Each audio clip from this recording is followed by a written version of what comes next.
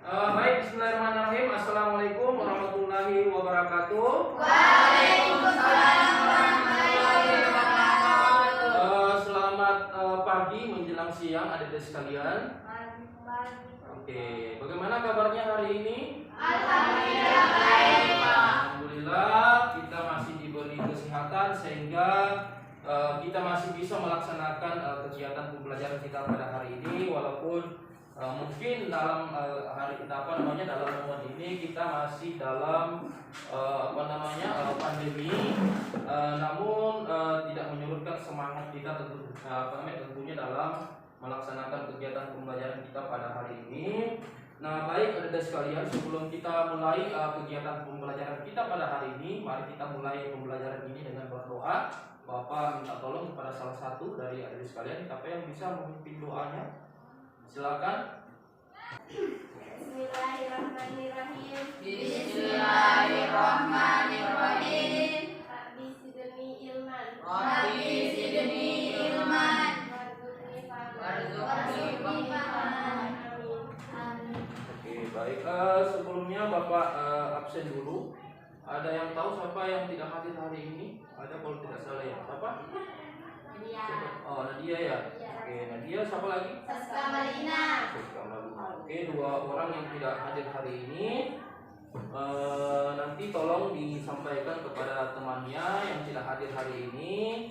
Jika ada nanti tugas ataupun materi-materi yang kita pelajari hari ini yang mungkin berdekatan dengan rumahnya atau sempat ketemu dengan temannya yang tidak hadir hari ini, tolong disampaikan ya, supaya mereka juga bisa tetap mendapatkan materi atau tidak ketinggalan materi yang kita bahas pada hari ini. Nah, baik adik-adik sekalian, ada yang masih ingat dengan materi kita sebelumnya?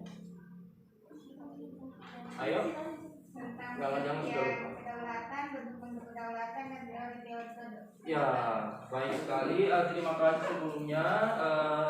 Adik sekalian sudah artinya kita masih mengingat dengan materi yang sebelumnya, yang dimana materi sebelumnya kita sudah membahas tentang pengertian kedaulatan, bentuk kedaulatan, kemudian sifat kedaulatan dan juga teori-teori kedaulatan.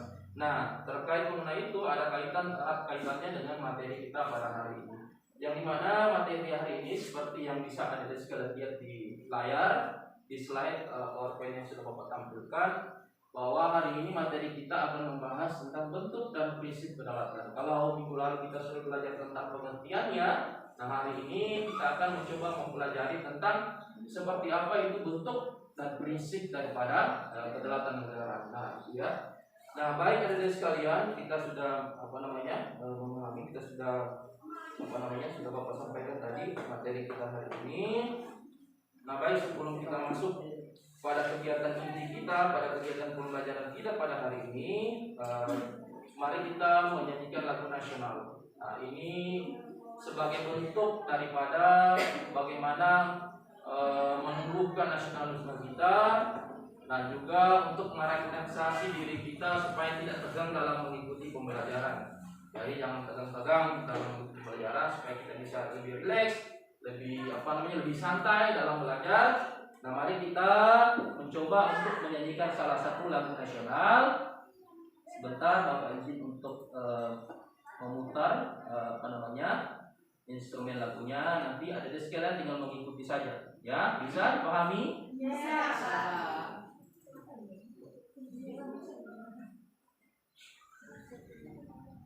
Ya, jadi judul lagu nasional yang akan kita nyanyikan adalah Kulihat Ibu Pertiwi. Hafal semua lagunya? Kalau tidak hafal tidak apa-apa juga. Nanti tinggal mengikuti teks yang ada di yang ada di slide videonya. Sebelum kita menyanyikan lagu nasional ini, Bapak minta supaya masing-masing dari sekalian berdiri. Mari kita sama-sama menyanyikan lagu nasional. Silakan berdiri terlebih dahulu.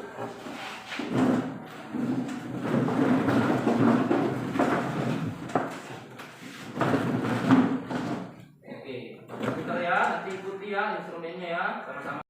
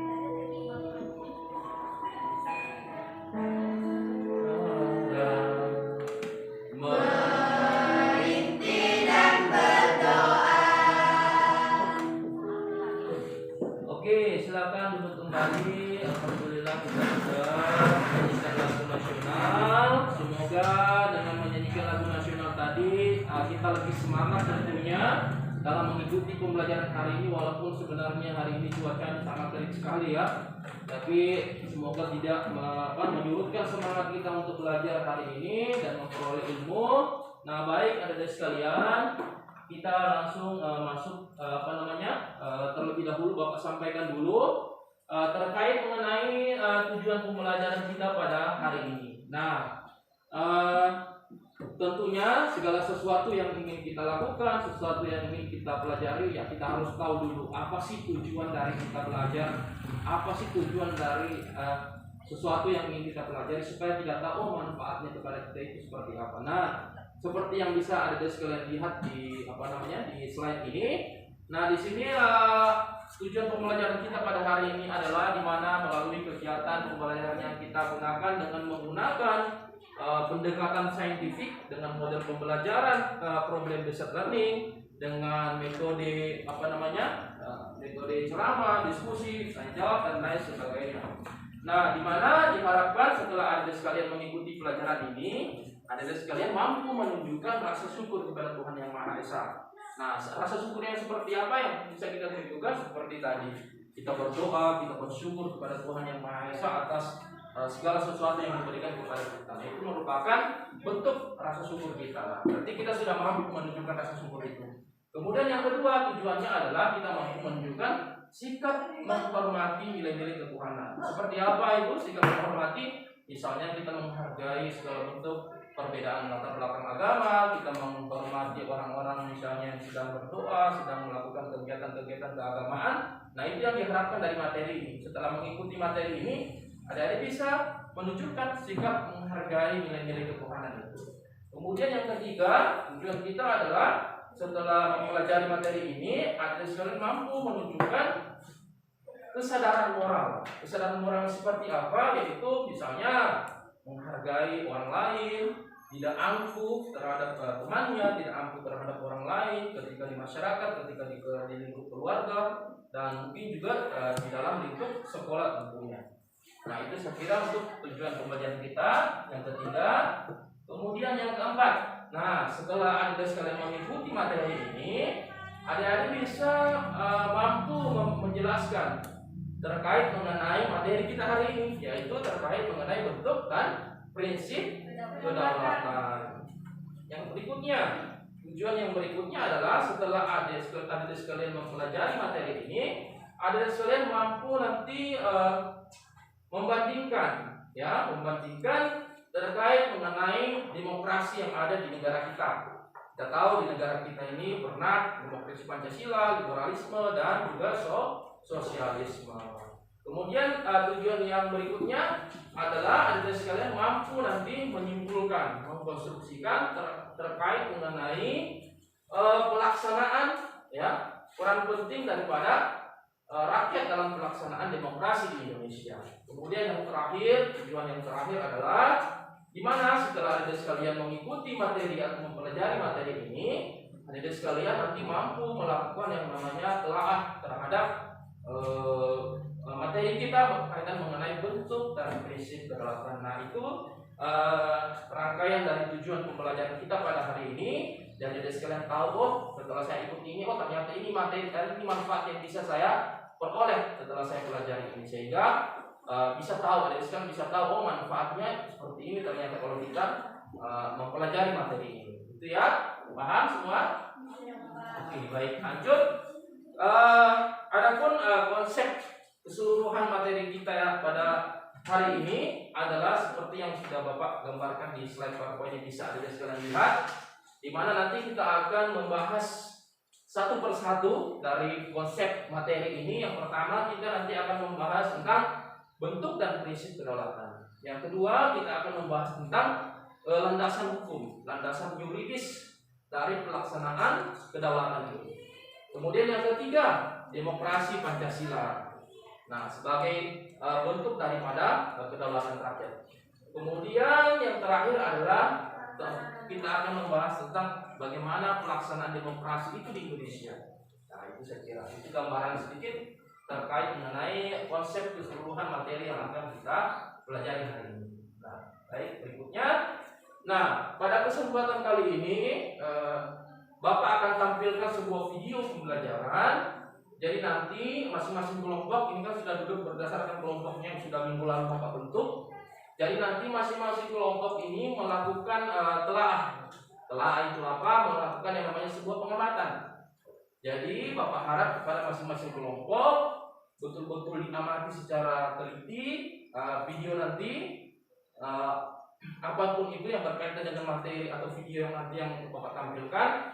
Silakan ada di sana amati. Nanti setelah diamati, setelah video pembelajaran diamati, kemudian nanti masing-masing kelompok melakukan diskusi kecil dengan anggota kelompoknya. Kalian berdiskusi. Diskusi apa yang kalian lakukan adalah diskusi membahas tentang video pembelajaran yang sudah kalian amati itu. Kira-kira di dalam video itu materi-materi mana yang kira-kira sekiranya kalian tidak pahami, tidak mengerti ataupun perlu dibahas.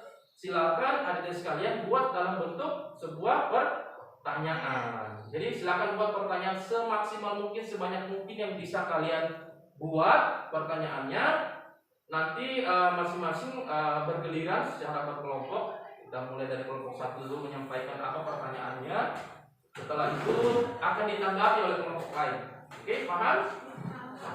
Oke, Bapak izin dulu untuk memutar video pembelajarannya.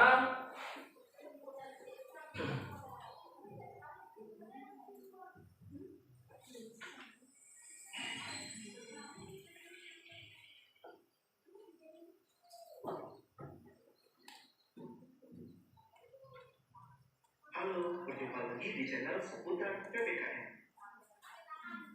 Pada submateri pertama minggu lalu, kita sudah mempelajari tentang hakikat dan teori kedaulatan.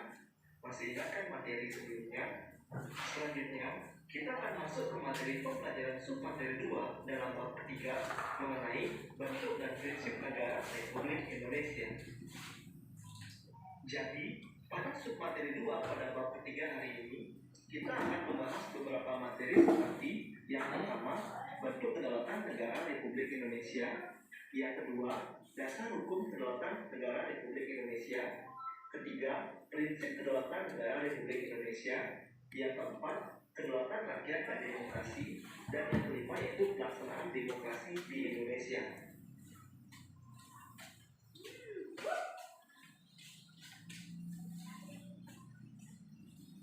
Secara umum, negara Indonesia merupakan negara demokrasi yang menganut bentuk atau teori kedaulatan rakyat.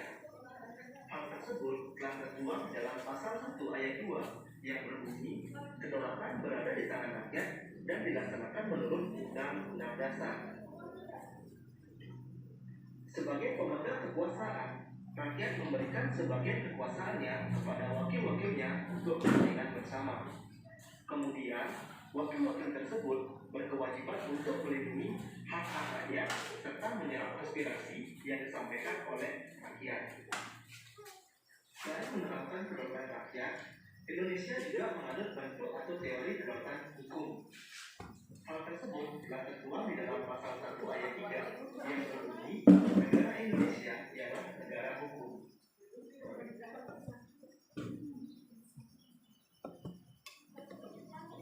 Selanjutnya, kita akan membahas tentang dasar hukum dari kedaulatan negara Republik Indonesia. Yang pertama, kita akan membahas terlebih dahulu mengenai dasar hukum dari kedaulatan rakyat. Yang pertama adalah pilar keempat Pancasila. Yang kedua, alinea keempat dalam pembukaan Undang-Undang Dasar Negara Republik Indonesia tahun 1945. Yang ketiga, ada pokok pikiran ketiga pembukaan Undang-Undang Dasar Negara Republik Indonesia tahun 1945. Dan yang terakhir, ada pasal 1 ayat 2 Undang-Undang Dasar Negara Republik Indonesia tahun 1945. Sedangkan dasar hukum dari kedaulatan hukum di Indonesia yaitu ada dua. Yang pertama, pasal 1 ayat 3 dan juga pasal 27 ayat 3 Undang-Undang Dasar Negara Republik Indonesia tahun 1945.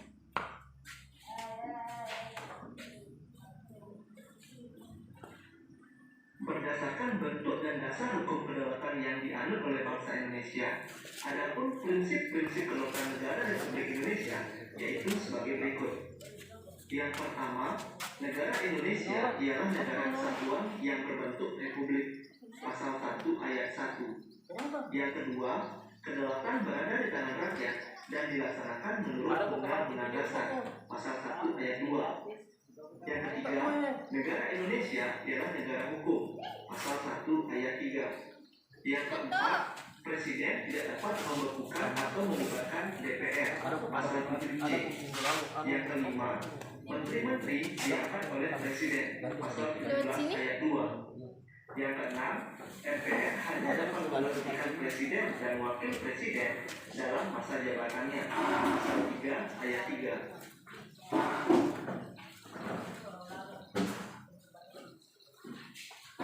Selanjutnya, kita akan membahas tentang kedaulatan rakyat dan demokrasi. Secara umum, prinsip negara berkedaulatan rakyat memiliki makna yang sejalan dengan demokrasi, di mana kekuasaan tertinggi dalam suatu negara dipegang oleh rakyat. Demokrasi itu sendiri berasal dari bahasa Yunani yang terdiri dari dua kata, yaitu demos dan kratein, di mana demos berarti rakyat, kratein berarti pemerintahan. Secara singkat, demokrasi diartikan sebagai pemerintahan rakyat. Dalam perkembangannya, demokrasi mengalami fase surut dalam pelaksanaannya.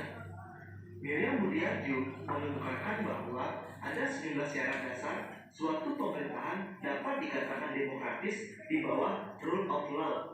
Adapun syarat tersebut yaitu yang pertama, perlindungan konstitusional. Yang kedua, badan kehakiman yang bebas dan tidak memihak. Yang ketiga, pemilu yang bebas. Yang keempat, kebebasan untuk menyatakan pendapat. Yang kelima, kebebasan untuk berserikat, berorganisasi, dan beroperasi. Dan yang keenam, pendidikan keluarga negara.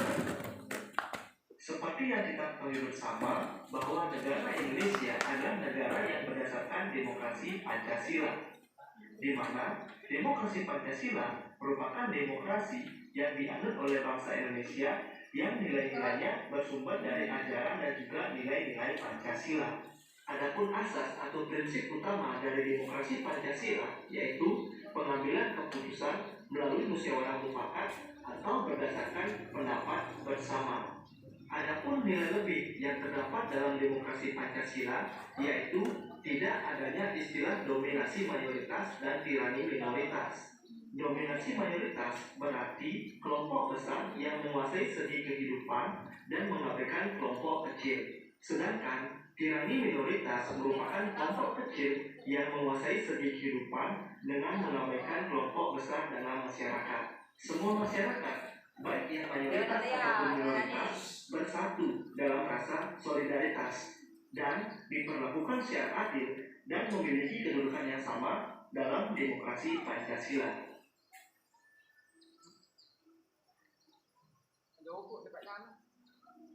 Selanjutnya, kita akan membahas tentang pelaksanaan demokrasi di Indonesia.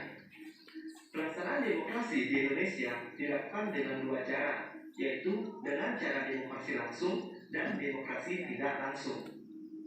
Demokrasi langsung berarti pelaksanaan demokrasi di mana rakyat ikut serta secara langsung dalam pengambilan keputusan. Sedangkan demokrasi tidak langsung berarti pelaksanaan demokrasi di mana rakyat tidak ikut serta secara langsung dalam mengambil keputusan, namun rakyat diwakili oleh wakil-wakilnya di pemerintahan.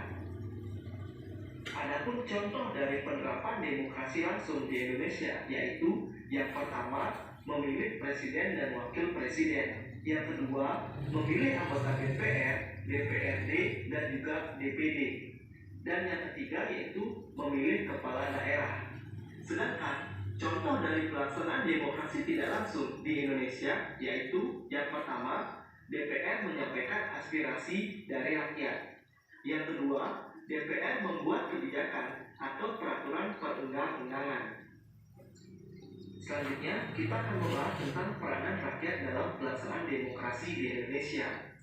Peranan rakyat dalam pelaksanaan demokrasi di Indonesia dapat dilihat dari cara berikut.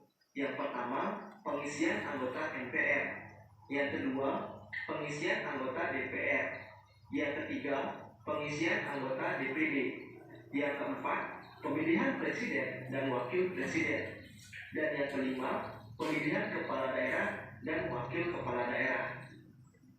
Selanjutnya, kita akan membahas tentang pemilihan umum di Indonesia.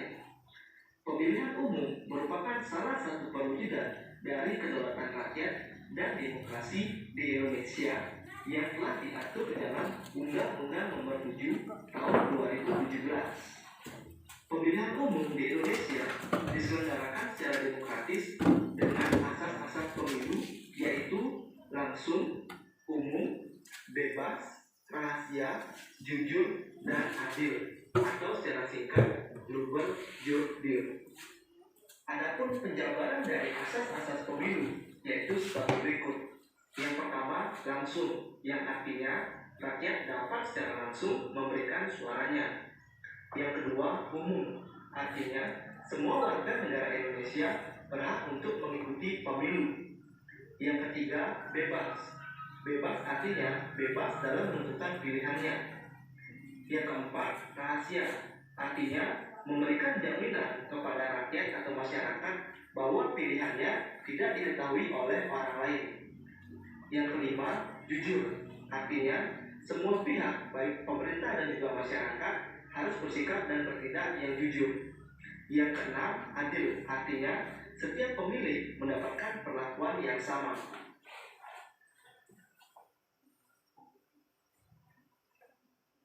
Dari penjelasan yang telah disampaikan sebelumnya, secara umum, negara Indonesia menganut dua kedaulatan, yaitu kedaulatan rakyat dan juga kedaulatan hukum.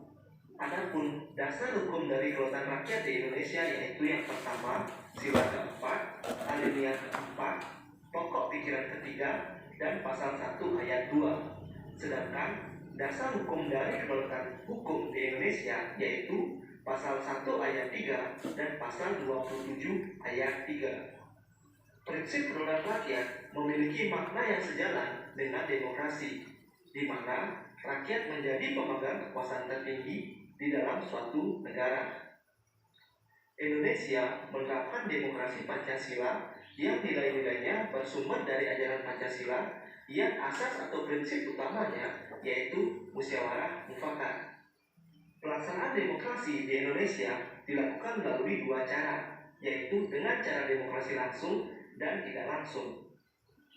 Pemilihan umum merupakan perwujudan dari kedaulatan rakyat dan demokrasi di Indonesia yang memiliki asas luber jurdil dalam pelaksanaannya. Sekian dulu ya untuk video hari ini. Selamat belajar dan terima kasih. Oke, baik saudara sekalian, itu tadi video pembelajaran yang sudah ada di sekalian sama-sama simak, sama-sama kita simak. Nah, seperti yang sudah Bapak katakan tadi di awal, setelah mengamati video ini, adik sekalian silakan berdiskusi setidaknya ya kurang lebih 2 menit lah untuk melakukan diskusi dengan anggota kelompoknya untuk merumuskan pertanyaan. Jadi silakan meremuk dengan anggota kelompoknya, siapa kira-kira yang merumuskan pertanyaan, siapa yang nanti akan yang giliran bertanya, atau siapa nanti yang menjawab, dan diaturlah dan dibicarakanlah dengan anggota kelompoknya masing-masing. Ya, paham? Oke.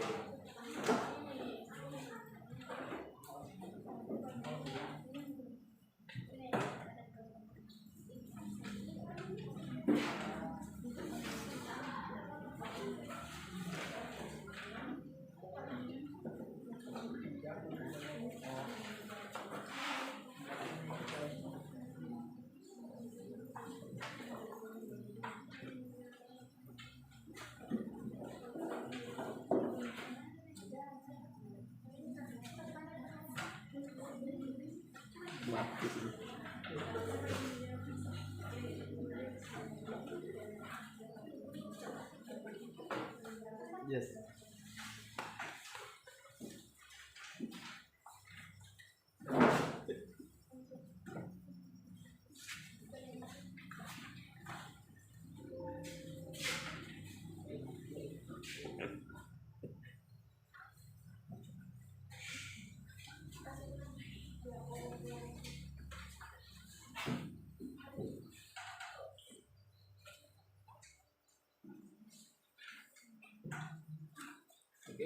silakan berdiskusi.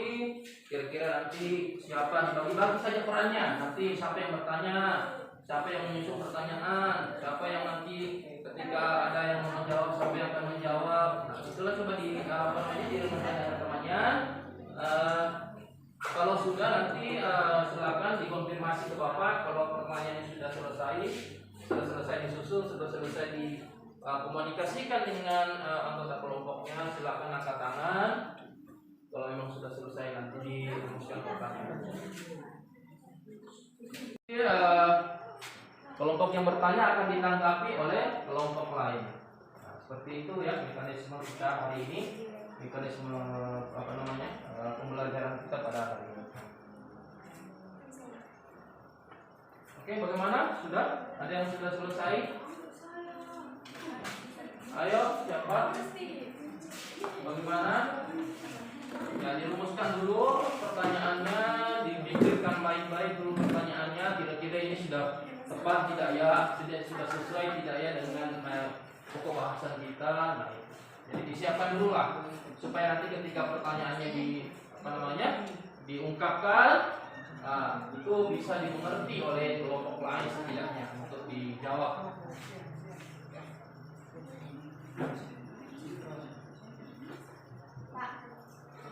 Oke, kelompok 1 sudah selesai.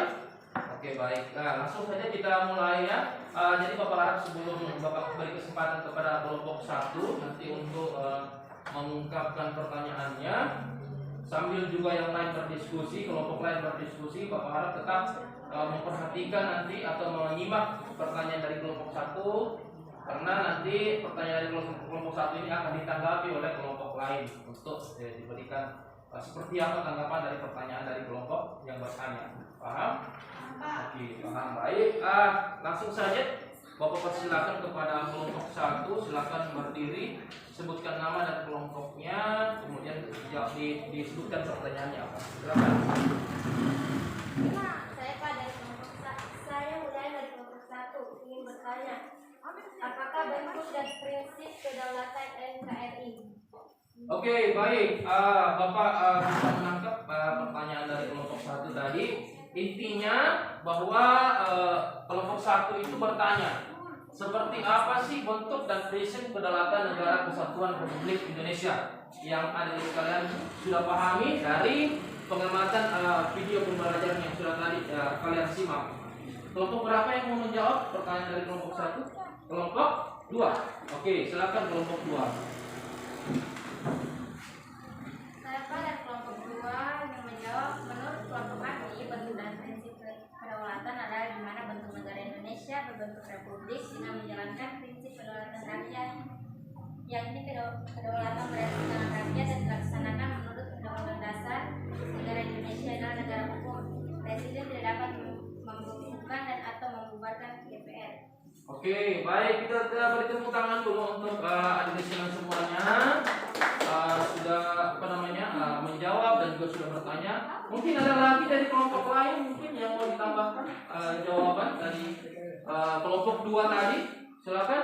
Kelompok Undang-Undang NRI 1945 pada alinea keempat yang berbunyi, maka disusunlah kemerdekaan bangsa Indonesia itu dalam suatu undang-undang dasar negara Indonesia yang terbentuk dalam suatu susunan negara Republik Indonesia yang berkedaulatan rakyat, dan diatur pasal 1 ayat 2 Undang-Undang NRI tahun 1945 menegaskan kedaulatan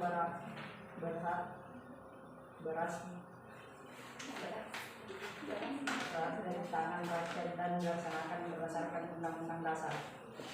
Oke, baik. Terima kasih kepada adik sekalian. Mari kita beri aplaus dulu untuk adik sekalian semuanya. Terkait mengenai pertanyaan dari kelompok 1 tadi, Bapak coba jelaskan juga, Bapak tambahkan. Tadi kalian sudah memberikan tanggapannya, Bapak juga akan memberikan tambahan sedikit penjelasan.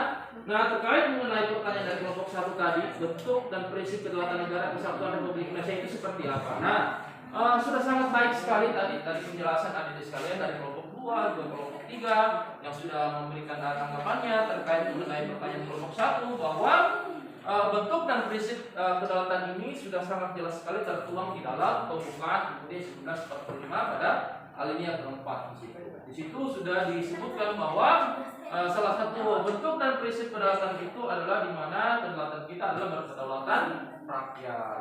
Nah, selain berkedaulatan rakyat, juga di dalam pembukaan UUD 1945 dalam pasal 1 ayat 3 juga ditegaskan bahwa selain kedaulatan rakyat, ternyata negara kita juga ini menganut prinsip kedaulatan hukum. Ya.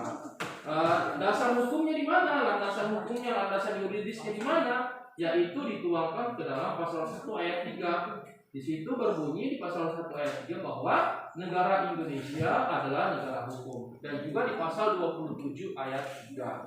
Nah, jadi dari dari penjelasan tadi kita sudah bisa menyimpulkan bahwa bentuk dan prinsip kedaulatan negara Kesatuan Republik Indonesia sangat jelas ditegaskan dari pembukaan UUD 1945 pada alinea keempat, bahwa jelas sudah di situ dijelaskan ditegaskan bahwa kedaulatan kita adalah kedaulatan rakyat dan juga kedaulatan hukum, yang dimana salah satu artian daripada kedaulatan rakyat itu dimana rakyat sebagai pemegang kekuasaan tertinggi dalam sebuah negara, dan juga hukum yang menjadi rules, yang menjadi aturan di dalam pelaksanaan kedaulatan rakyat itu. Jadi diatur sedemikian rupa di dalam peraturan perundang-undangan kita agar supaya pelaksanaan kedaulatan rakyat itu dapat dipertanggungjawabkan oleh setiap warga negara. Misal contoh seperti yang bisa dilihat sekalian di layar di slide-nya. Nah, ini adalah merupakan salah satu bentuk dari gambar ini adalah merupakan salah satu bentuk pelaksanaan kedaulatan rakyat.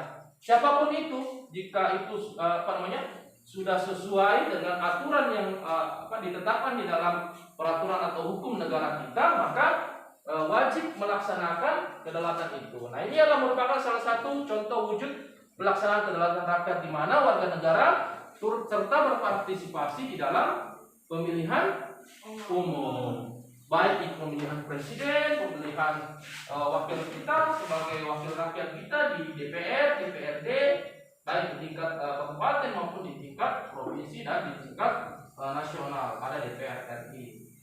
Nah, itu adalah merupakan wujud daripada pelaksanaan kedaulatan rakyat. Nah, jadi dari sini sudah kita bisa pahami bersama bahwa bentuk dan prinsip kedaulatan negara kita itu sudah diatur di dalam pembukaan UUD 1945. Ya, jelas? Dipahami? Oke, alhamdulillah. Kalau ada sekalian sudah paham, mari kita beranjak ke kegiatan berikutnya. Kelompok 1 sudah bertanya, berarti sekarang kita ke kelompok 2. Silakan kelompok 2, apakah sudah selesai dirumuskan pertanyaannya? Sudah?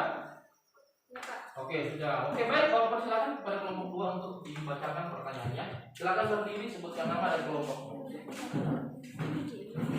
Saya Pak ingin bertanya dari kelompok 2. Nama saya Nur Muklihat. Berdasarkan hasil pengamatan kelompok kami, adapun yang ingin kami tanyakan, apa yang membedakan demokrasi Pancasila dengan liberalisme dan sosialisme? Oke, baik. Terima kasih. Pertanyaannya sangat bagus sekali. Kita sekali lagi kita beri aplaus dulu untuk pertanyaan dari kelompok 2 dan ada sekalian semua sebagai bentuk apresiasi kita bahwa ternyata ada sekalian selama pengamatan video tadi, selama pengamatan materi tadi, artinya kalian sudah mampu berpikir secara kritis, mampu melihat sesuatu yang mana yang perlu dirumuskan dalam bentuk pertanyaan yang sangat bagus sekali. Nah, terkait mengenai pertanyaan kelompok 2, Bapak ulang kembali sebelum Bapak beri kesempatan kepada kelompok lain untuk ditanggapi, bahwa inti dari pertanyaan kelompok 2 itu adalah seperti apa perbandingan daripada demokrasi Pancasila. Tadi kan di video itu dijelaskan di situ, sempat dijelaskan di situ bahwa di Indonesia ini ada namanya demokrasi Pancasila, ada demokrasi liberal, dan ada juga yang namanya demokrasi sosialis. Nah, kelompok 2 ingin bertanya bahwa apa yang membedakan, apa yang menjadi perbandingan dari ketiga demokrasi itu. Paham? Oke, baik. Nah, baik, untuk itu Bapak persilakan, mungkin ada tanggapan dari kelompok lain terkait pertanyaan kelompok 2, Bapak persilakan. Kelompok berapa yang mau menanggapi? Kelompok 1, oke, silakan kelompok 1. Perkenalkan, nama saya Datina dari kelompok 1.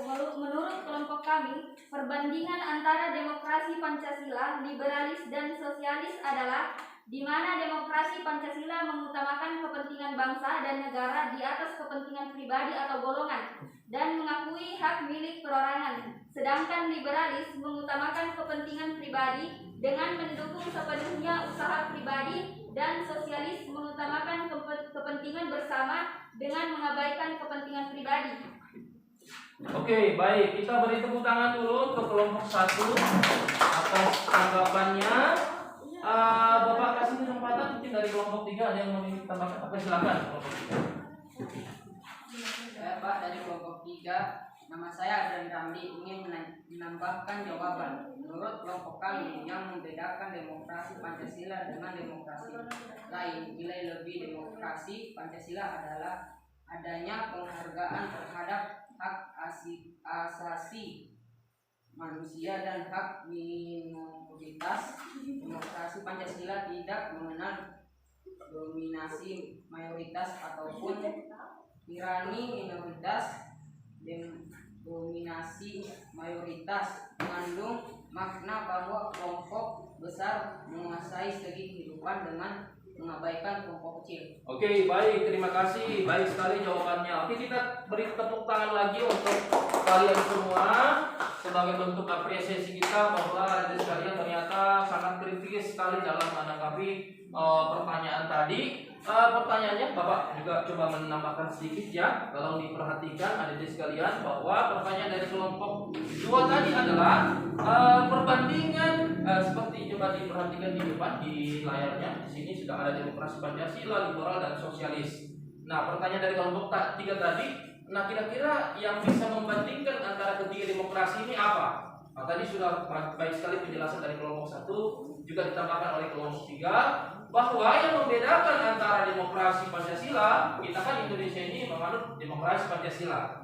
Nah, sekarang pertanyaannya, nah apa yang membedakan demokrasi kita ini dengan demokrasi di negara-negara lain? Misalnya di negara lain itu ada sosialis, juga ada liberalis. Nah, di sini yang bisa sekalian amati, bisa kalian lihat bahwa yang membedakan antara demokrasi Pancasila dengan liberal dengan sosialis itu adalah di mana demokrasi Pancasila itu lebih mengutamakan yang namanya kepentingan bangsa dan negara di atas kepentingan pribadi. Nah, itu pokok daripada demokrasi Pancasila. Nah, sedangkan demokrasi liberal yaitu di mana mengutamakan kepentingan pribadi tapi sepenuhnya mendukung usaha-usaha pribadi. Jadi di situ sudah ada letak perbedaan dari kedua demokrasi itu. Kemudian yang ketiga, demokrasi sosialis. Nah, kalau demokrasi sosialis itu mencirikan di mana negaranya lebih mengutamakan kepentingan bersama, namun tetapi mengabaikan kepentingan pribadi. Nah, dari situ kita sudah bisa membuat kesimpulan bahwa yang membedakan antara ketiga ini, kalau Pancasila itu mengutamakan kepentingan bangsa daripada kepentingan kecil, kepentingan pribadi dan kelompok. Kalau yang liberal, dia hanya mengutamakan kepentingan pribadi dan mendukung usaha-usaha pribadi, tidak mendukung yang namanya kepentingan negaranya. Jadi dia itu lebih mementingkan yang namanya kepentingan sifatnya privat, pribadi, seperti itu. Nah, kalau yang sosialis itu lebih mementingkan kepentingan bersama, ya dia mementingkan kepentingan bersama, tetapi dia mengabaikan kepentingan kelompok-kelompok kecil. Nah, ini juga yang menjadi suatu masalah juga dalam sebuah negara. Kalau di dalam negaranya itu hanya mementingkan kepentingan bersama saja, namun tetapi menyampingkan yang namanya kepentingan kecil. Seperti apa contohnya? Misalnya, dia hanya mengutamakan kepentingan negaranya, tapi dia mengabaikan kepentingan tirani minoritas, kelompok-kelompok minoritas. Ya, jadi dalam sebuah negara yang menerapkan demokrasi sosialis ini, dia itu hanya mementingkan kepentingan negaranya dan mengabaikan kepentingan kelompok kecil atau komunitas kecil atau masyarakat minoritas. Misalnya di negara itu orang Bugis lebih banyak, ya itu saja yang diutamakan. Negaranya diutamakan kepentingan negaranya. Namun kelompok-kelompok minoritas, misalnya di situ ada suku kulit hitam, Nah itu menjadi dikesampingkan, diabaikan dalam negara itu. Nah itu sedikit gambaran terkait mengenai perbandingan antara demokrasi Pancasila, liberal dan juga sosialis. Nah walaupun sebenarnya dari perbandingan ketiga demokrasi ini, kalau kita mau kritisi lagi secara dalam, secara lebih lebih detail terhadap penerapan demokrasi di negara kita, demokrasi Pancasila, bahwa di situ dikatakan salah satu cirinya adalah mengutamakan kepentingan bersama dan juga mementingkan kepentingan bersama di atas kepentingan pribadi dan golongan. Namun tetapi dalam realitasnya tidak bisa juga kita menutup mata bahwa dalam pelaksanaan pemerintahan kita itu terkadang masih ada pro kontra terhadap yang seharusnya. Yang seharusnya kan kalau negara Indonesia itu harusnya kan sesuai dengan ciri demokrasi Pancasila, mengutamakan kepentingan bersama daripada kepentingan pribadi. Namun tetapi dalam praktik-praktik ketatanegaraan kita ini kan masih masih pro kontra dengan ciri demokrasi ini. Masih maraknya terjadi KKN, korupsi dan nepotisme. Itu kan menjadikan demokrasi bukan demokrasi Pancasila, namun tetapi demokrasi lain. Ya lebih cenderung misalnya demokrasi di situ demokrasi yang liberal. Kalau liberal kan dia lebih mengutamakan kepentingan kelompoknya daripada kepentingan bersama. Nah itu ya, dipaham? Oke baik, alhamdulillah kalau kalian bisa memahami terkait mengenai perbandingan demokrasi. Oke baik, kita lanjut karena Bapak sudah anggap kalian sudah paham. Kita lanjut ke kelompok 3 berarti ya. Silakan kelompok 3 dibacakan pertanyaannya ya. Nama saya Esti dari kelompok 3 ingin bertanya, menurut pendapat kelompok Anda seberapa penting peran warga negara dalam pelaksanaan kedaulatan di negara Indonesia? Oke, baik, pertanyaannya bagus sekali. Kita beri tepuk tangan dulu untuk kelompok 3. Baik, terkait dengan pertanyaan kelompok 3 tadi, ada yang mau ditanggapi? Saya Pak. Oke, silakan kelompok 2 ya. Ya, silakan. Assalamualaikum, saya dari kelompok 2 ingin menjawab pertanyaan dari kelompok 3. Oke, silakan. Menurut kelompok kami, bahwa pemilihan umum merupakan perwujudan dari kedaulatan rakyat dan demokrasi, sehingga peran rakyat dalam mewujudkan kedaulatan sangatlah penting dan tidak hanya melaksanakan pemilu, akan tetapi dapat dilakukan dengan cara berperan aktif, memberikan masukan, usulan dan kritikan objektif kepada pemerintahan, serta mengawasi jalannya roda pemerintahan. Oke, itu saja. Iya Pak. Oke, silakan. Baik, terima kasih tambahan dari kelompok 2. Kita beri aplaus lagi sekali lagi kelompok yang menanggapi. Ada lagi tambahan dari kelompok lain mungkin? Silakan. Ada yang mau ditambahkan? Dari kelompok 1. Oh iya, baik. Terima kasih. Silakan. Bapak persilakan.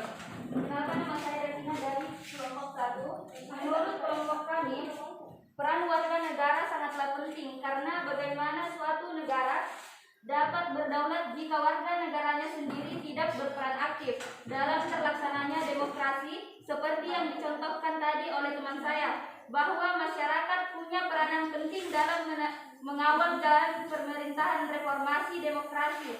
Yang kita rasakan saat ini adalah sebuah dari peran masyarakat dalam memperjuangkan demokrasi tegak di negara kita.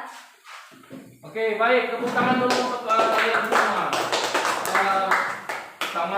Sangat baik sekali penjelasan atau tanggapan dari adik-adik sekalian terkait mengenai pertanyaan dari kelompok 3 tadi.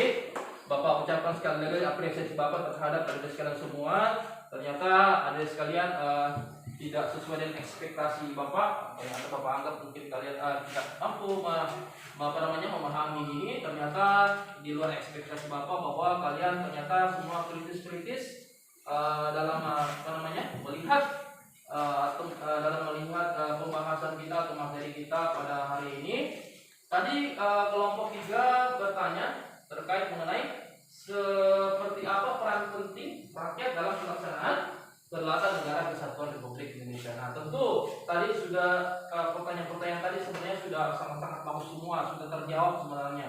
Nah, tetapi di sini Bapak ingin menguatkan sekali lagi terkait mengenai pertanyaan dari kelompok 3 bahwa seberapa penting seberapa penting peran daripada warga negara dalam pelaksanaan kedaulatan negara kesatuan Republik Indonesia. Seperti yang kita tahu bahwa pelaksanaan kedaulatan itu kan salah satu wujud pelaksanaannya adalah melalui yang namanya sebuah sistem pemilihan umum. Nah, dalam pemilihan umum itu, ya peran warga negara itu sangat dibutuhkan, partisipasinya itu sangat dibutuhkan. Karena bagaimana menentukan negara itu demokrasi dengan tidaknya adalah melalui partisipasi dari warga negaranya. Jadi negara itu bisa kita katakan kurang demokrasi kalau partisipasi warga negaranya itu kurang dalam perwujudan di dalam mewujudkannya dalam sebuah yang namanya sistem pemilihan umum. Nah, misalnya sistem pemilihan umum misalnya dalam memilih kepala daerah, kabupaten, misalnya bupati dan wakil bupati. Nah, bagaimana kita berperan di situ adalah bagaimana kita terjun langsung berpartisipasi aktif di dalam pelaksanaan pemilu itu dengan cara memilih dengan cerdas, dengan cermat. Jangan sampai kita sebagai warga negara asal memilih. Nah, itu akan berdampak kepada kepemimpinan daripada daerah itu. Kalau kita salah dalam memilih, tentunya nanti akan melahirkan pemimpin daerah yang juga tidak berkualitas atau salah misalnya dalam pemilu. Nah, ini kan banyak sekali gambaran sekarang. Kepala daerah yang melakukan korupsi lah, kepala daerah yang melakukan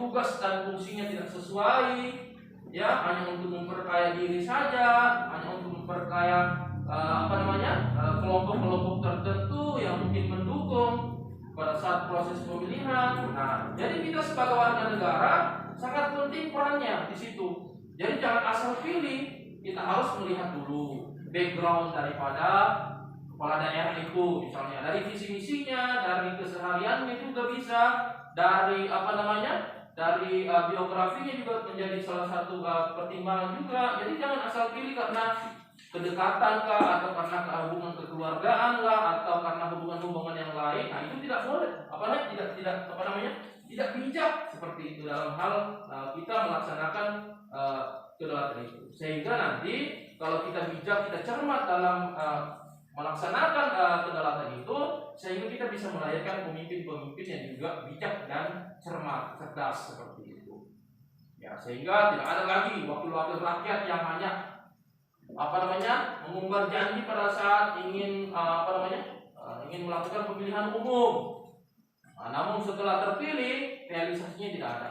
Hanya memperkaya dirinya, hanya memperkaya partai politiknya. Nah, sehingga kepentingan masyarakat secara umum tidak bisa diselesaikan.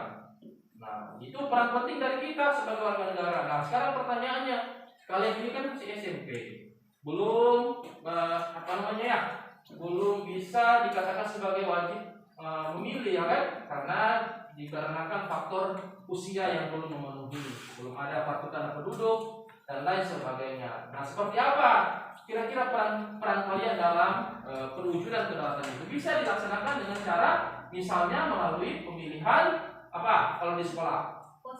OSIS, baik sekali. Jadi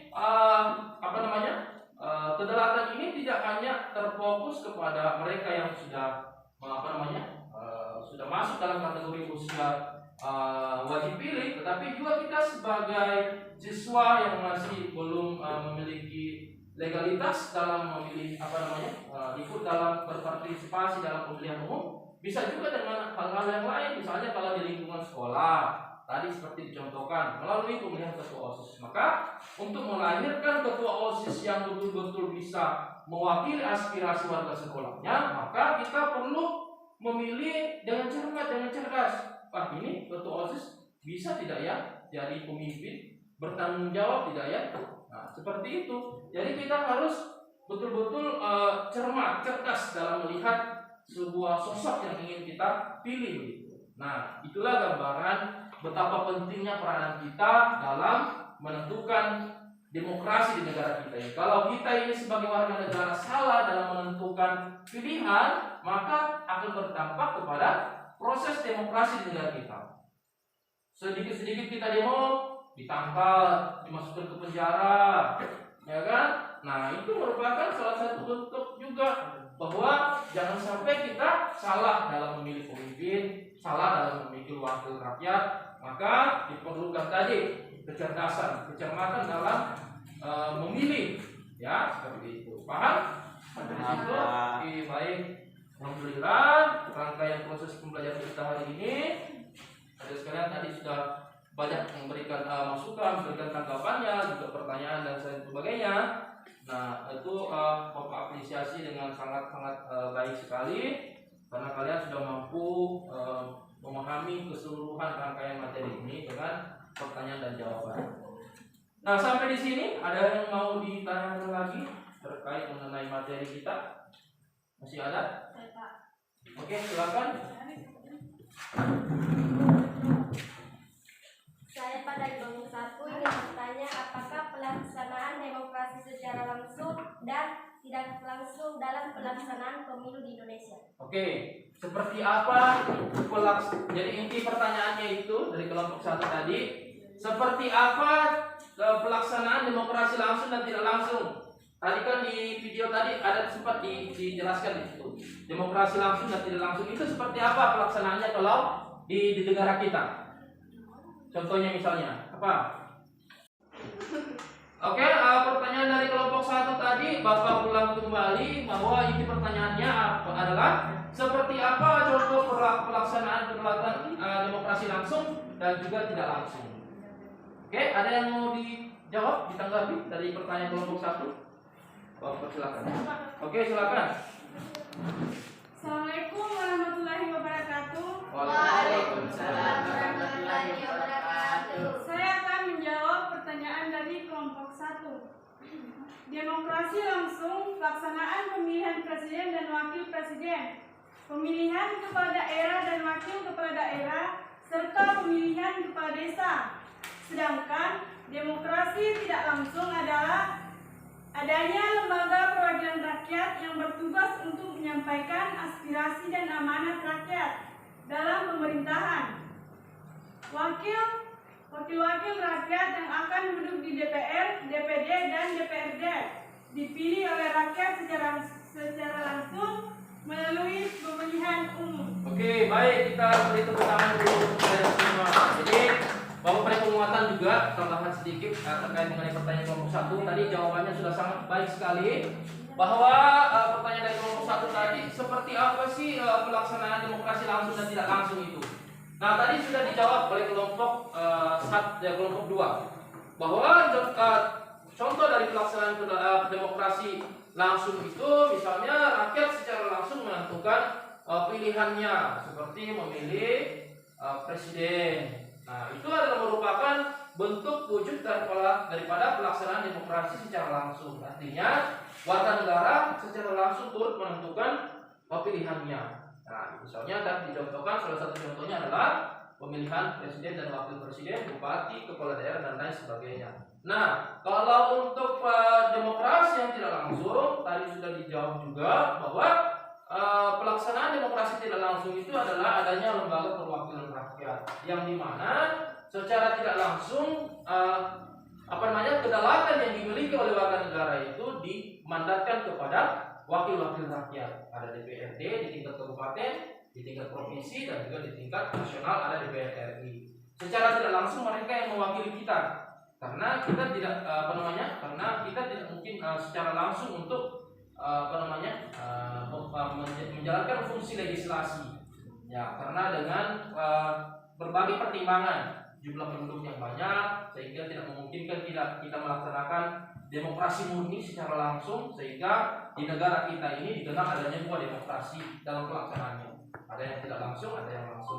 Kalau yang langsung tadi itu kita secara langsung menentukan pilihan kita, memilih presiden, wakil presiden, kepala daerah, kabupaten dan provinsi. Nah, kalau pelaksanaan demokrasi yang tidak langsung itu adalah seperti tadi, bahwa kita memandatkan kedaulatan kita melalui yang namanya wakil kita di dalam lembaga legislatif, DPRD, provinsi dan kabupaten, ada juga DPR RI. Mereka yang mewakili kita dalam menjalankan fungsi legislasi. Fungsi legislasi itu apa? Sudah yang sebelumnya kita sudah jelaskan bahwa fungsi legislasi itu adalah fungsi membentuk peraturan perundang-undangan. Oke? Paham sampai di situ? Oke, terima kasih sudah paham terkait mengenai proses materi kita pada hari ini.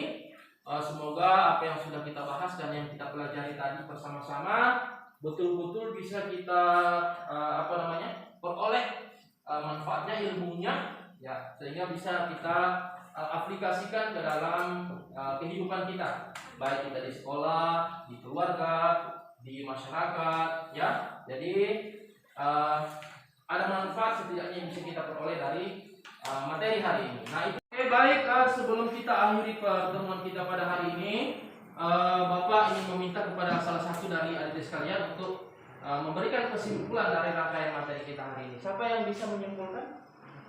Oke, silakan kelompok 1. Bapak persilakan. Negara Indonesia ialah negara kesatuan yang berbentuk republik. Pasal 1 ayat 1 Undang-Undang Dasar 1945. Bentuk negara adalah kesatuan, sedangkan bentuk pemerintahan republik. Negara Kesatuan Republik Indonesia terbagi dalam beberapa daerah provinsi dengan menggunakan prinsip desentralisasi yang luas, nyata, dan bertanggung jawab. Dengan demikian terdapat pemerintah pusat dan pemerintah daerah. Oke, baik, terima kasih kepada adik-adik sekalian, terutama dari kelompok 1 sudah membantu kita semua untuk menarik kesimpulan dari rangkaian materi kita pada hari ini atau pada siang hari ini.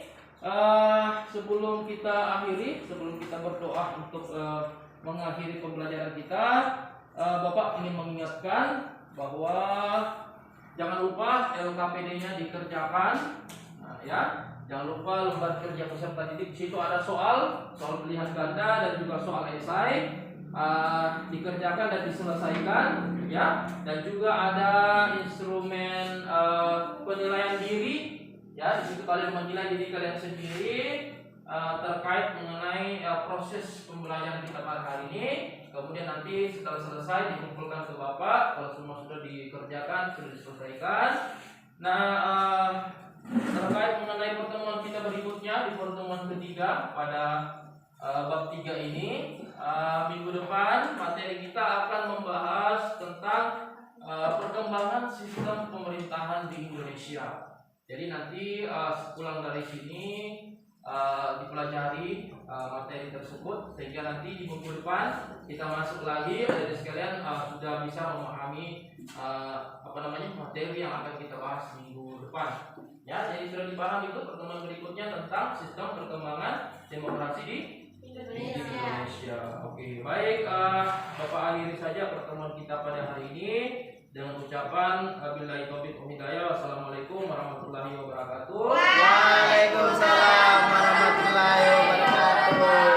Baik, silakan dipimpin doa terlebih dahulu baru kita pulang. Silakan dipimpin doanya. Marilah kita berdoa dengan kepercayaan masing-masing.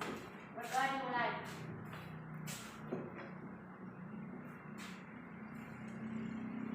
Doa selesai. Oke, terima kasih.